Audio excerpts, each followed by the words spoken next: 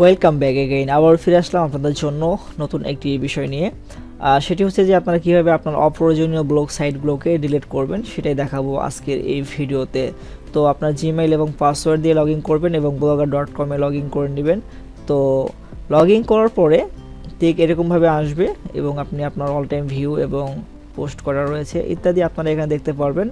তো পোস্ট যদি আপনার ব্লগ সাইটে যদি আপনার অপ্রয়োজনীয় হয়ে থাকে এবং দরকার না থাকে এবং সেটাকে যদি ডিলিট করার প্রয়োজন হয় তাহলে সেটিংয়ে ক্লিক করবেন এবং ড্র্যাগ করে একটু নিচের দিকে আসবেন।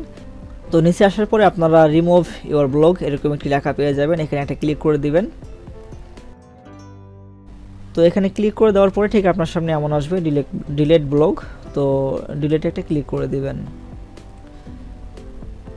তো এখানে ক্লিক করার পর এখানে আসবে, দেখতে পাচ্ছেন যে আনডিলেট, আর এখানে হচ্ছে পারমানেন্টলি ডিলিট। তো আমরা পারমানেন্টলি এটাকে ডিলিট করে দেবো, আমাদের এটি প্রয়োজন নেই।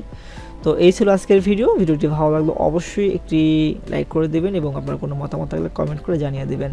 তো ভিডিওটি এখানে শেষ করছি। খোদা হাফেজ।